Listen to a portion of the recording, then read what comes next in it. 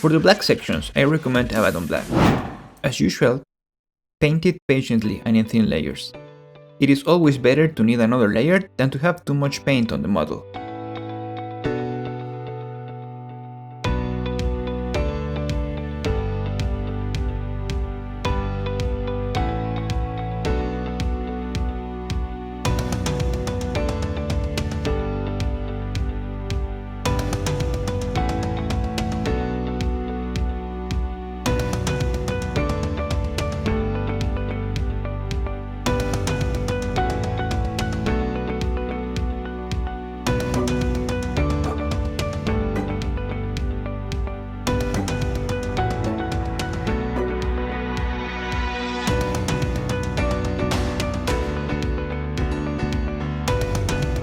What I am going to do is to add a little bit of white and mix it with the black. This will give me the mid-tone, but I will apply it only on the areas that in other colors will be the highlight.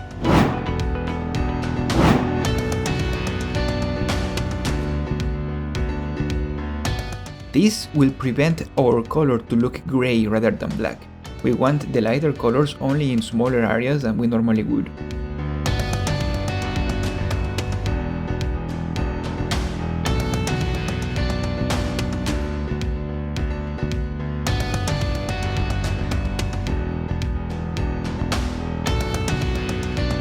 Then I will add a little bit more of white to the mix, and this will be basically an extreme edge highlight.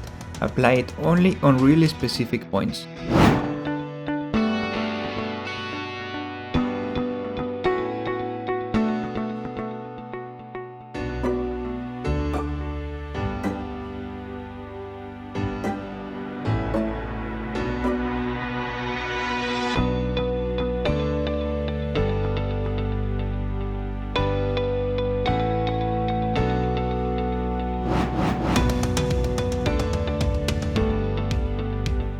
For the fangs that this model has on the belly, we want to paint them with drakkar flesh.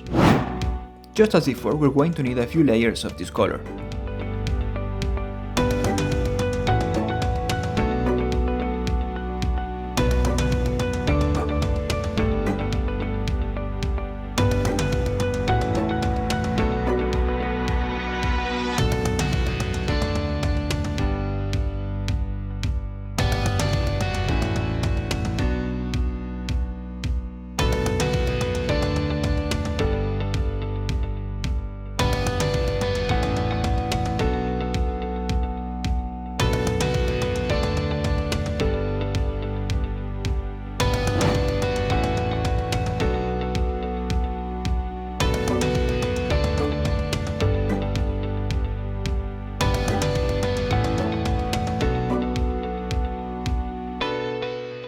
Next we will add Agrak's Earthshade, just to blend the color with the darkest points.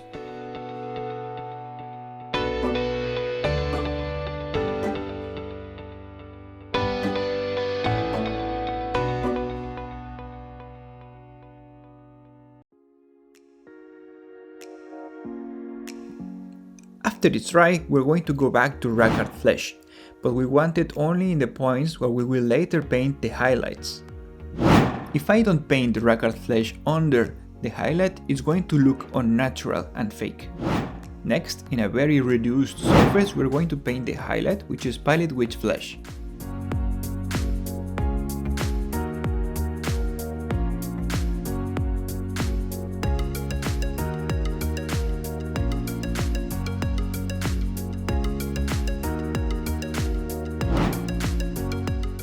You probably will think I am painting nonsense, but bear with me.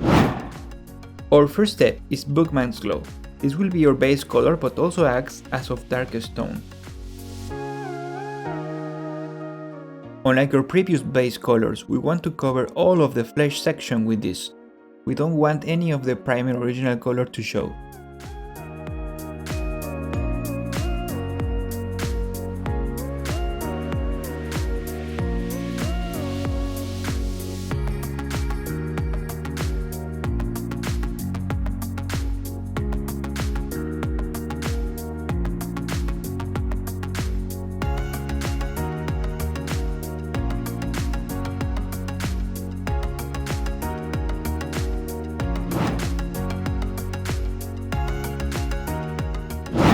Next is Skyline Flesh Tone. This is our main color. We will be applying it to the more illuminated areas. We will be playing with this color in the next steps as well.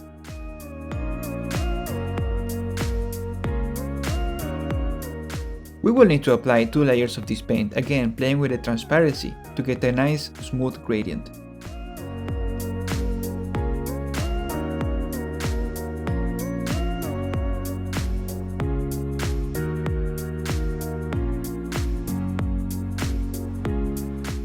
At this point I am simply identifying which portions are more hidden or more visible to decide if this paint goes or not.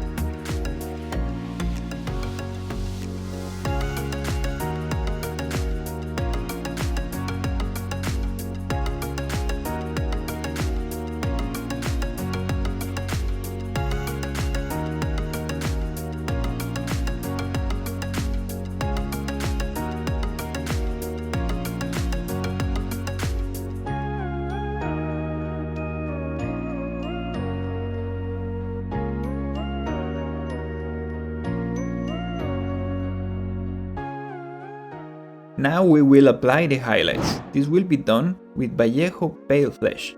We only need some gentle touches with the brush to paint enough contrast on the skin.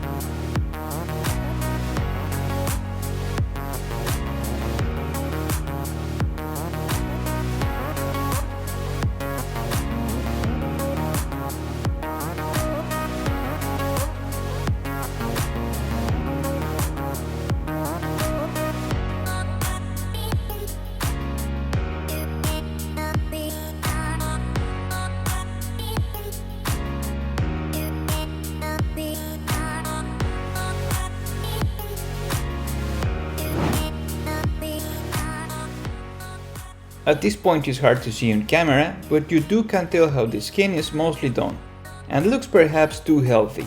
Let's fix that. And now for the final and secret ingredient, a thin down wash of thant green. This will be applied very thinly across the flesh tones, and immediately we will see the otherwise healthy skin turn into a Nurgle spawn. Apply a bit heavier on the deeper areas. The green will mix stronger with the darker colors and look even sicker.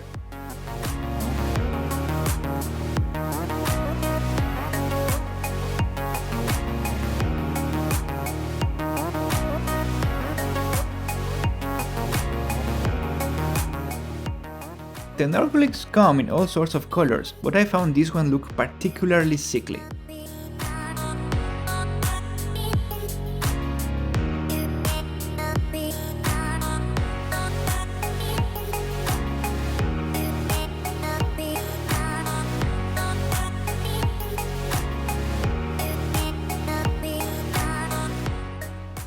Just as before, apply this thinly because you don't want it to be too green. You can always apply more layers if you think it's not enough.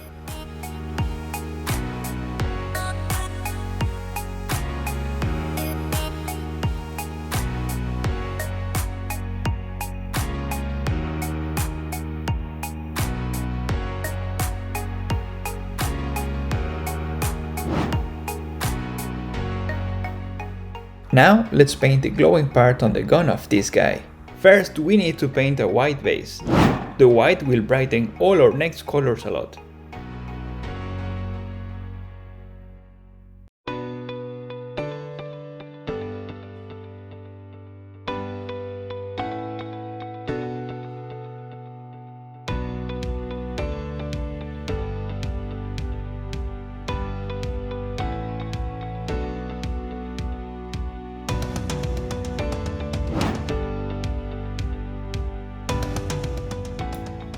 Then we will thin down Wild Rider Red and glaze it on the upper section of the gun.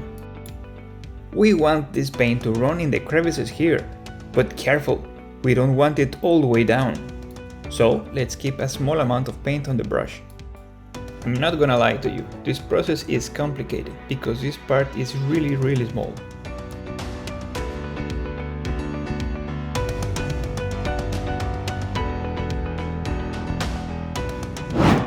For this specific section, there's a corner here that needs to be brighter. For this I'm going to simply add white to the Wild Rider Red and paint it only on the more exposed sections.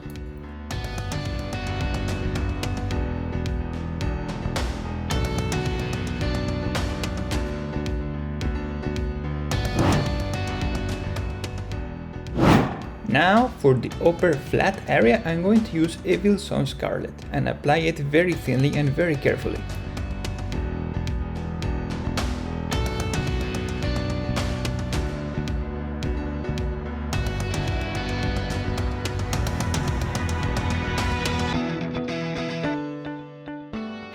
If you make mistakes, you can always go back to white and start over.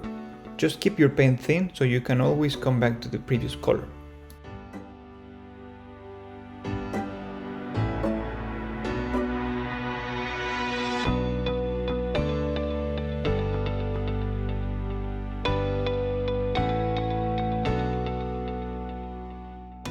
Now, surfaces around the glowing area should also be illuminated with this color.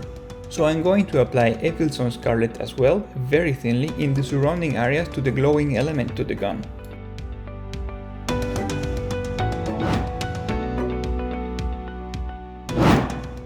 To add more contrast, in the center top area of this section I'm going to add Mephiston Red.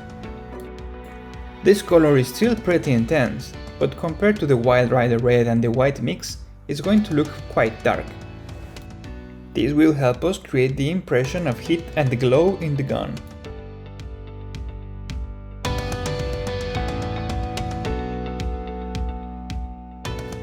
I only apply gentle touches of this paint on the surface.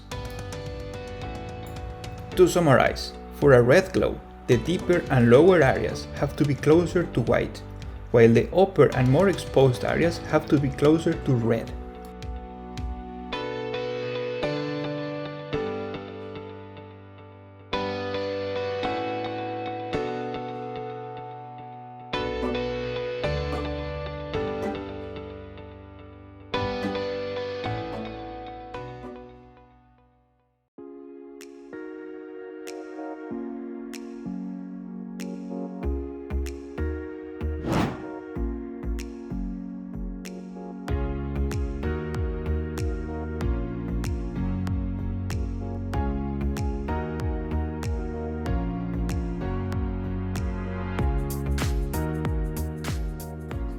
So far the model looks quite cool and practically done, but I think something is missing. I wonder what might be missing. That's right, it needs some blood. For an extra cool touch, let's go for blood for the blood god. You can thin it down and run it along the tongue of the Nurgle, for example, giving it a nice and slimy texture.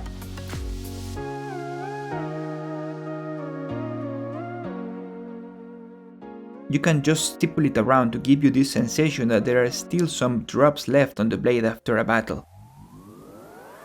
And there you go guys, this model is done. Following this process and these colors, you can paint the vast majority of the Nurgle follower, both for 40k and Age of Sigmar. I hope you found this tutorial useful and you enjoyed it as much as I did making it.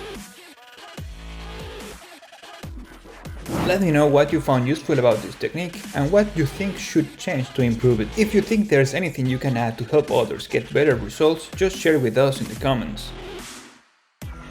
Finally, hit the like button, hit that subscribe button, hit the bell button, just hit all of them just in case. And I'll see you next time.